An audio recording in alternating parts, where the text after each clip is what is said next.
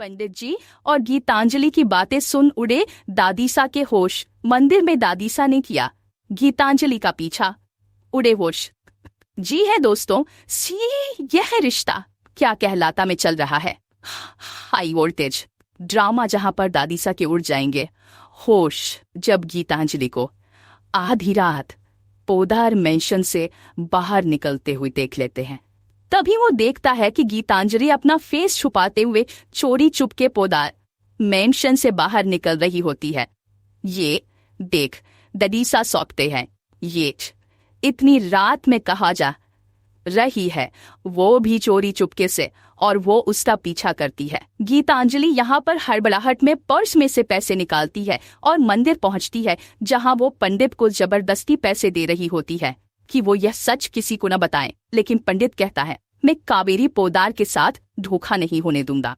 मैं उनको सच बता के रहूंगा कि तुम्हारी और अरमान की शादी झूठी है, क्योंकि न वो मंत्र मैंने पढ़े थे और तुमने कैसे जबरदस्ती मेरी बेटी को किडनैप करके मुझे झूठ बोलने पर मजबूर किया था, और तुमने मंदिर के सामने मरने का नाटक करके अरमान को भी मजबूर किया था शादी के लिए, जिसका वीडियो मेरी ही पोती में रिकॉर्ड किया है। वह वीडियो तो मैं आपका वेरीफाई उधर को देख ही रहूंगा। जिसके बाद यहाँ पर पंडित जी के सामने पैसे फेंक नजर आती है गीतांजलि और कहती है कि जितने पैसे चाहिए।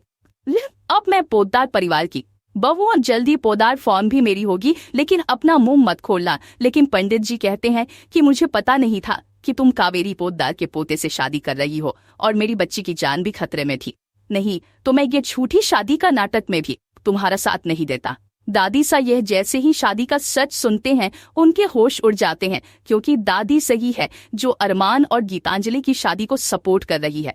उन्हें 440 वोट का झटका लगता है ये जानकर कि गीतांजलि इतना बड़ा झूठ हमसे बोल रही है। बता दीजिए, ये सब कुछ रिकॉर्ड कर लेती है कि यह शादी छोटी है। जिसके बाद देखने को मिलने वाला है दादीसा गीतांजलि को रंगे हाथ पकड़ते हैं और पंडित जी की होश उड़ जाते, और पंडित जी दादी सारी माफी मांगकर उनके पैर पकड़ लेते हैं।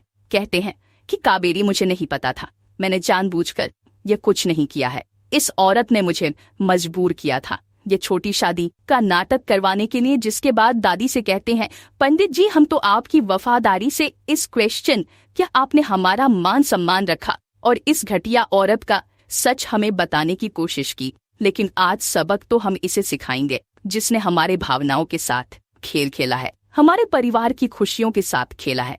और दादी साईं यहाँ पर गीतांजलि को जोरदार थप्पड़ मारती है और कहते हैं, आप तुम्हारा कोई भी रिश्ता हमारे अरमान से नहीं है, यह छोटी शादी हम नहीं मानते, सब कुछ हमने रिकॉर्ड कर लिया है। और गीतांजलि होश उड़ जाते हो।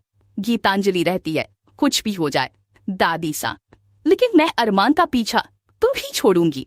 मैं अपने अरमान को और मायरा को पाके रहूंगी। अंदाजा नहीं है कि तुम किसी से बढ़ रही हो, हम भी कसम खाते हैं कि आप हमारे अरमान और अभी रखो एक होने से कोई नहीं रोक सकता। हम उन दोनों को एक करके ही रहेंगे, चाहे हमें इसके लिए कुछ भी करना क्यों ना पड़े।